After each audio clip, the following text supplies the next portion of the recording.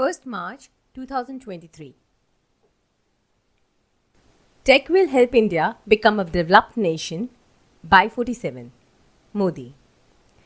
मतलब technology India की मदद करेगी एक प्रॉपर्ली डेवलप्ड, एक प्रॉपर्ली विकसित राष्ट्र बनने में 2047 तक. ऐसा बयान दिया है प्रधानमंत्री मोदी जी ने. Technology will help India achieve the target of becoming a developed nation by 2047, and the Union Budget 2023 has given priority to technology and a human touch, creating equal opportunities for everyone. Prime Minister Narendra Modi said during post-budget webinar on Tuesday. Prime Minister Narendra Modi ji ने post-budget webinar, एक post budget मतलब budget के बाद में एक webinar हुआ है Tuesday को, जिसमें ये बयान दिया है कि टेक्नोलॉजी भारत की मदद करेगी उस टारगेट को, उस लक्ष्य को प्राप्त करने में जो कि हमें बनाएगा एक पूर्ण विकसित देश 2047 तक. और जो यूनियन बजट है 2023 का, उसने इस बात को प्राथमिकता दी है. किस बात को प्राथमिकता दी गई है? Technology and a human touch. मतलब तकनीक के साथ मानवीय जो हमारा व्यवहार रहेगा उस बात को प्राथमिकता दी गई है. The webinar on unleashing the potential ease of living using technology was the 5th in series of 12 webinar organized by the Center to seek suggestions for the effective implementation of initiatives announced in the budget. मतलब ये जो webinar थी unleashing the potential ease of living using technology, मतलब अपने potential को unleash करना. Unleash करने का क्या मतलब होता है?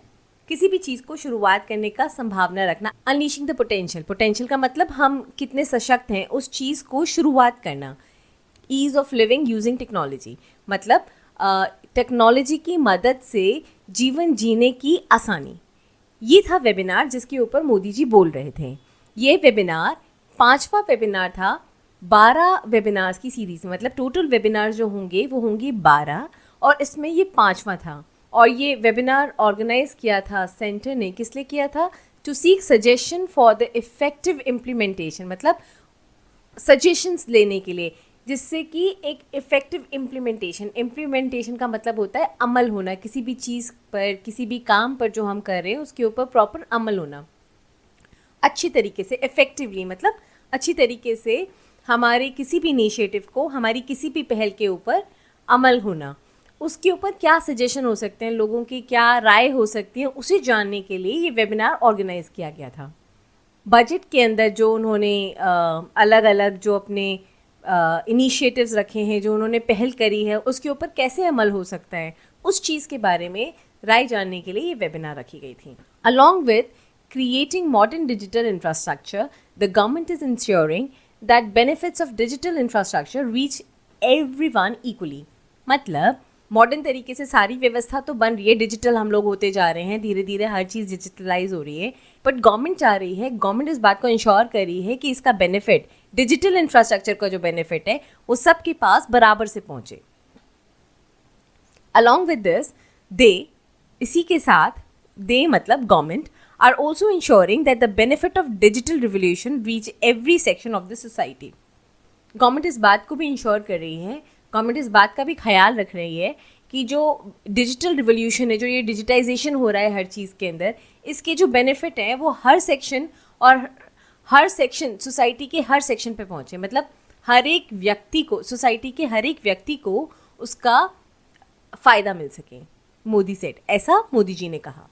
Today, GEM, that is Government E-Marketplace portal, has given this opportunity to even small shopkeepers or street vendors from far-flung places to sell their products directly to the government. Friends, GEM basically government की marketplace है जो उन्होंने record 5 महीने में develop करी है. इस portal की मदद से छोटे शॉपकीपर्स को, जो कि दूर दराज के एरिया में रहते हैं, फार फ्लंग प्लेसेस मतलब दूर दराज का एरिया, यहाँ पर जो रहते हैं वो भी अपना प्रोडक्ट, अपना सामान डायरेक्टली गवर्नमेंट को बेच सकते हैं. E-NAM has given farmers an opportunity to connect with buyers from different places. इसी तरह से E-NAM है. E-NAM क्या है? Natural agriculture market. ये भी एक पोर्टल है जहाँ पर फार्मर्स को पूरी अपॉर्चुनिटी मिलती है कि वो अलग अलग जगह के बायर्स के साथ कनेक्ट कर सके.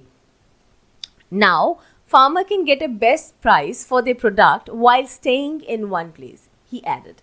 मोदी जी ने कहा कि अब किसानों को ई नाम की मदद से एक ही जगह रहकर अपने उत्पाद का बेस्ट प्राइस मिल सकता है. Technology became the basis of one nation, one ration card, and due to this, it was ensured that crores of poor people.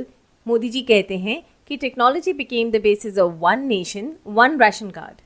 मतलब one nation one ration card का जो बेस था वो टेक्नोलॉजी थी. And due to this it was ensured that crores of poor people get ration transparently. और इसी वजह से जो करोड़ों गरीब लोग हैं उनको ट्रांसपेरेंटली राशन मिल पाया. For migrant labours it has become a great blessing.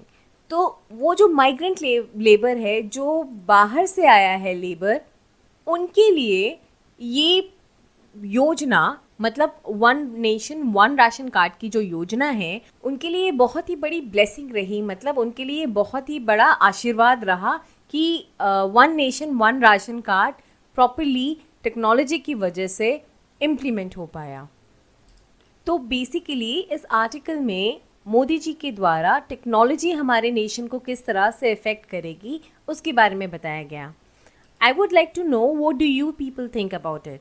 आप क्या सोचते हैं, क्या टेक्नोलॉजी हमारे देश को उस लेवल पे लेके जाने के लिए सक्षम है, और क्या 2047 तक का टाइम लगेगा हमारे को कंप्लीटली डेवलप्ड नेशन बनने के लिए? Please let me know about it in the comment section. I will be waiting for it. That's it. That's all for it today. Have a good day.